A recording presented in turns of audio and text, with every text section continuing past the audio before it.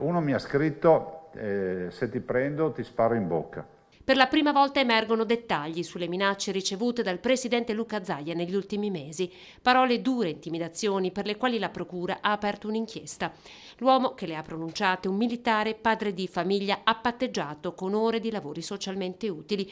Sono preoccupato, ha detto Zaia, il clima è pesante, nutrito di fake news e farneticazioni che spesso, denuncia, sono state archiviate come critica politica. Ve ne cito una a caso, il traditore Luca Zaia e sua moglie, mettono nome e cognome ovviamente, sapevano del colpo di Stato pandemico già ad ottobre 2019. Amici veneti, stiamo raccogliendo le prove per accusare Zaia, sua moglie e alcuni assessori del gruppo per alto tradimento della nazione italiana. Parole ma anche azioni come quelle degli estremisti Novax che portarono la loro rivolta contro la gestione della pandemia del presidente addirittura davanti al suo portone di casa, episodi per i quali nel 2020 la procura aprì un'altra inchiesta. Cioè, a me ha fatto un video con tutte le indicazioni nel video, con infografica per come arrivare al campanello di casa mia a casa.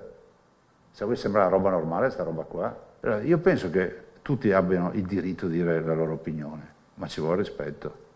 È la prima volta che il presidente decide di parlarne apertamente, spinto dal crescente clima di odio che l'inchiesta della Procura di Milano sui Novax armati ha scoperchiato come un vaso di Pandora. Non ho cambiato le mie abitudini, ha aggiunto Zaia, ma questa non è vita, e lo dice in un misto di rabbia e desolazione. Noi veniamo accusati di aver ammazzato le persone in terapia intensiva, ma diciamole ste robe. Sono almeno una decina le querele presentate dal presidente, su tutte pende il rischio tangibile dell'archiviazione. Molte situazioni sono state sottovalutate, ne è convinto, e chiede ora anche alla magistratura di usare un pugno più duro. Allora, io penso che ci sia anche tanta sottovalutazione, perché comunque si è creato un substrato, quantomeno ideologico, no? E non può essere sempre liquidato come critica politica, ma non possono d'ufficio essere derubricate.